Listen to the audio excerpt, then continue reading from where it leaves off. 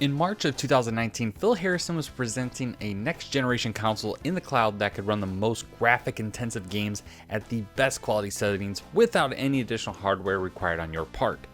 Just use what you have already and you are good to go. This was the official announcement of Google Stadia. A month later, Spitlings was introduced to the world when the teaser trailer was dropped. At the time, it was revealed to be coming to all current platforms at the time: the PlayStation 4, the Xbox One, the Nintendo Switch, and Steam. These platforms are still going to get Spitlings, but a week after Stadia's launch, we found out Spitlings was coming to Stadia and it was going to be a first on Stadia title, meaning it was going to be exclusive to the platform as a timed exclusive. As of this moment, we are unaware of just how long this will be a Stadia exclusive for. Tom Wardley of Stadia Source, or as you may know him better as Tommy of Stadia Arcadia, interviewed one of the developers of Spitlings, Milan Pingle, and asked how long Spitlings will only be on Stadia, in which the response was, no comment. So, should you get into the Stadia platform to play Spitlings, or should you just wait? Or do you already have Stadia and wonder if you should spend your money on it? That's what we look to answer in episode 2 of Keep or Refund.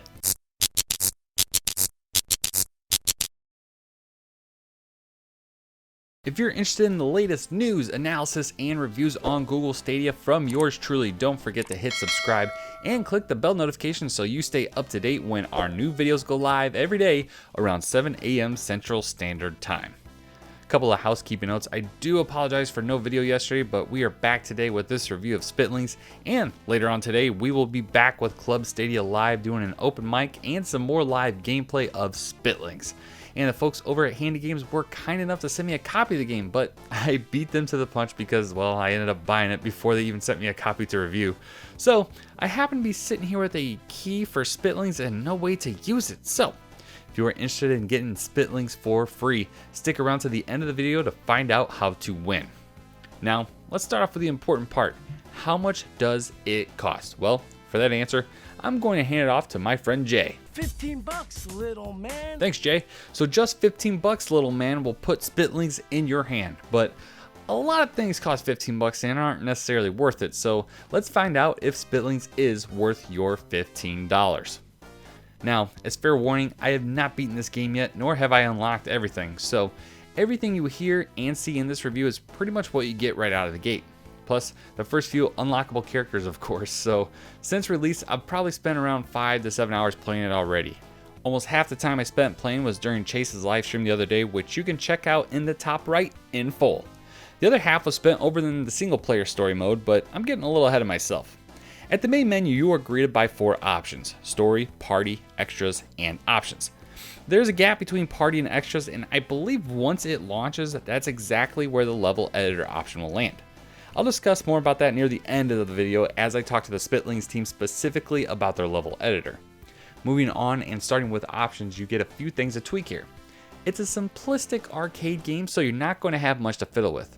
You can pick from a plethora of language options, an in-game timer, which you'll see at the top center, the option for a spit indicator, which is a gauge of how much you have in the tank instead of watching their teeth, eyes, or whatever the general way of showing you the current ammo your character has left, and you can opt to have the recharge hint show every time you need to recharge. Over in the video options, you can change brightness and contrast, and in the audio side of things, you can mess with the master volume, the music, and the sound effects. Controls are pretty simple, but if you need to reference them, they are here. Next is the extras menu. From here, you can go through the comic cutscenes that show up when you go through a chapter, watch the credits, or reset your entire save file. Now, we get into the gameplay aspect. Let's go over the single player aspect because you're probably looking at this game as a party game, so let's get everything else out of the way first and save the big one for last. As I alluded to earlier, you get comic book style cutscenes, which as a comic book nerd myself, this was an awesome touch. I wonder if there are any hidden references to any comic heroes, but that's probably wishful thinking on my part, and it's really irrelevant to what we are discussing here. Once you get into the story mode and watch the first cutscene, you have the option to pick from 4 Spitlings. From there, every stage you beat, you unlock a new one to use, but again, getting ahead of myself. When I first started playing the game, I was initially worried about the difficulty of the game, and not from a will this game be too hard for me to play sort of way, but more of a will this game be too easy for me to warrant much of my attention.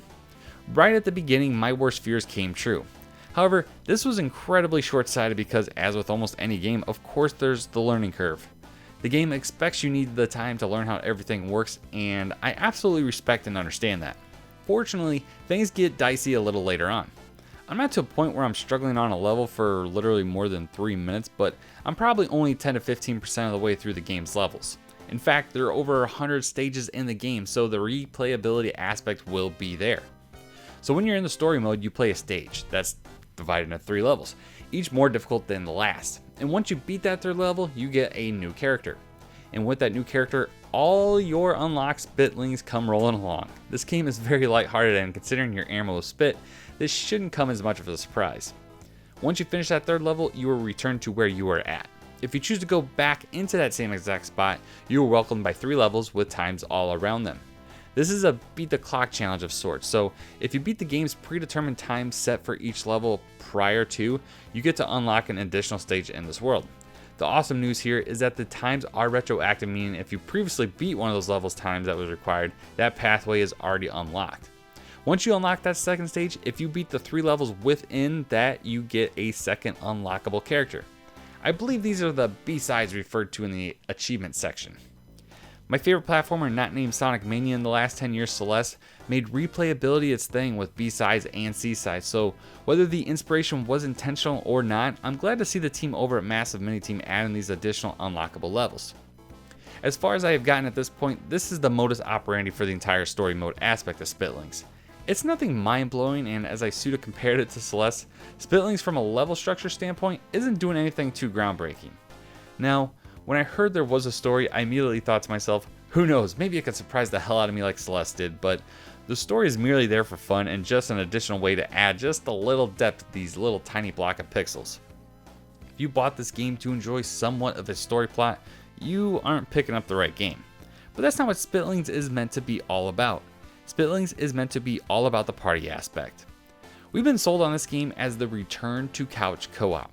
Ironically enough, the only multiplayer action in this game I have done so far has been online. But the way the multiplayer works simulates couch co-op as if the players were sitting right next to you, minus the throwing controllers and the flying fists. On launch day, I immediately got a chance to try this out with the other content creators in the Stadia community, Stadia Talk, Raft Gaming, and Generation Stadia. We played together live over on Chase's channel, Stadia Talk, as I already mentioned, and this was a blast. You want to know how this game is from a co-op standpoint? Let me tell you, expecting this game to require so much strategy is not what I thought I'd take away from my first initial co-op experience. As I joked several times within the stream, people go rogue, like all the time. It's the danger of playing specific games online. We all think about our stats and making sure we look good and damn the rest of the team. But Spitlings has no shame in shaming you. If you go rogue, Shame. if you miss your shot, Shame.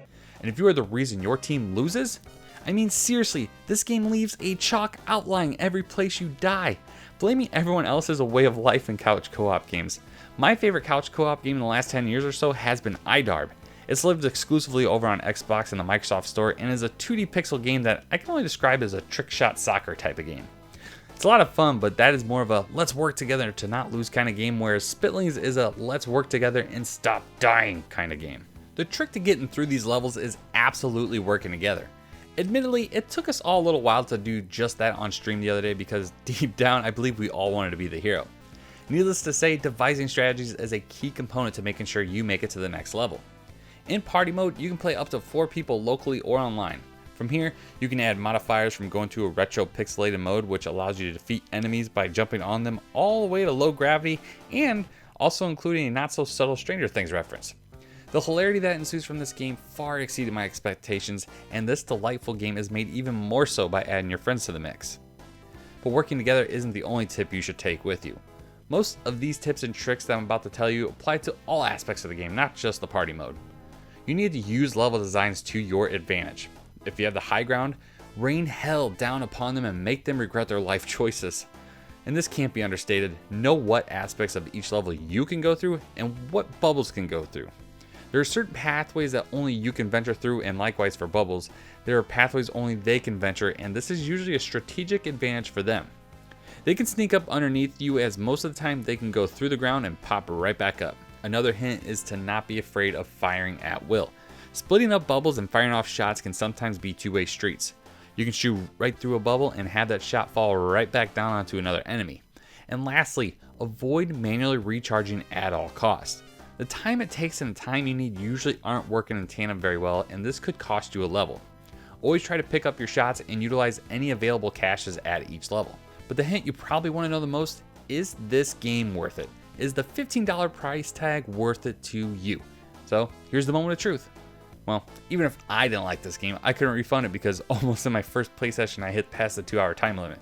That being said, I wouldn't need that option because I say you should absolutely keep this game. And we haven't even gotten to the future content that I think is going to make this game worth far more than the price they are asking us to pay. Before I jump that far though, Spitlings is an action arcade platformer with puzzle elements that require you to be creative and figure out the best openings of taking down enemies.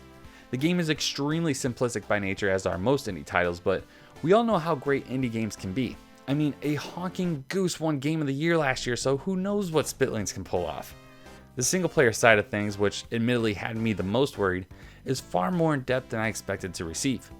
The enormous amount of levels, collectible characters, as well as B-side stages make this aspect of the game quite easy to keep coming back to. My only gripe with this aspect is not being able to go back to prior stages right off the bat. At first, I didn't even bother jumping back into the stage I just beat because I didn't even know about the B-sides. Eventually I just jumped into one on accident in Viola. I assume once the game is beat you can go back and pick and choose the levels you want to revisit, but I half wish for the ability to go back. Perhaps there is a way and I just have yet to find it. On the multiplayer side of things, you are going to find a ton of fun playing with your friends. Passing the blame to those who die and trying to be the hero is quite exhilarating and fun. The modifiers can make some of the levels that initially came off as easy just be downright disgustingly hard. The Magic Show modifier is Spitlings' version of Brutal Mode from Rock Band, in which everything pretty much disappears that you need to see to be able to complete the task at hand. My biggest complaints thus far about multiplayer is that the amount of levels seemed awfully low, but that could be due to low play times from all of us at the time, and they may need to be unlocked throughout story mode. Also, there is no matchmaking. This could have been absolutely by design, and in fact this may have been a way to keep their costs low because certainly servers would have been involved for sure. Now on to the future. Spitlings is going to be bringing in a level editor. In fact, this has been known for some time now, but it got me excited because one of my absolute favorite games for the Nintendo Switch is Mario Maker. I asked the Spitlings team if the level editor would simply be there to edit pre-made levels or if it was a full creation suite that would be coming, and they said that we'd be able to create new levels from scratch. I also asked if they would be playable online, and they said their lips are sealed on that one. Mario Maker has infinite replayability due to its community creations, making it quite possibly the game that holds the absolute most value for your dollar, considering how much time you can get out of it due to its unlimited boundaries when it comes to the number of levels. Spitlings has the same opportunity, and that excited me without a doubt. So my final thoughts would be this. Spitlings is a great game for what it's trying to accomplish, and that is a fun, not to be taken seriously action platformer that provides plenty of challenge for everyone. These levels aren't built to bring you frustration, but rather a challenge and the gratification from completing it. I predicted the game would launch at $19.99. Now, had that been the price, I would have asked you additional questions before I tell you to buy it, like if platformers are your thing, do you play games with friends, do you like grinding for unlockable characters, etc.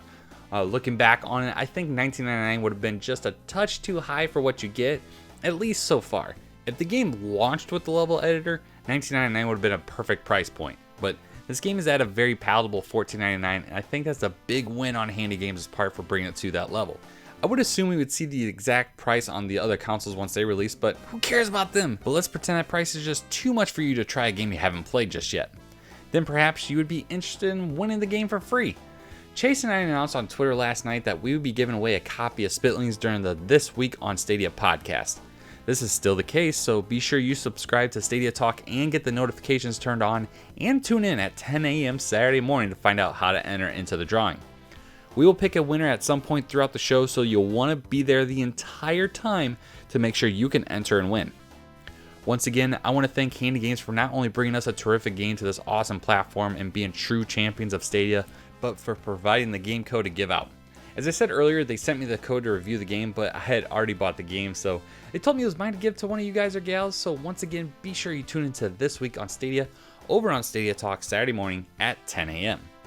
As mentioned earlier, I'll be doing an open mic surely talking about all the awesome news from yesterday, including the Baldur's Gate gameplay reveal and more. we'll be live streaming Spitlings, so if you are interested in being part of that stream live within the game itself, add me on Stadia at Club Stadia with no spaces, by the way, and we can add you into the mix. Lastly, if you haven't already, get subscribed, like this video as it'll help others find me just like you did, and as always, thank you and party on.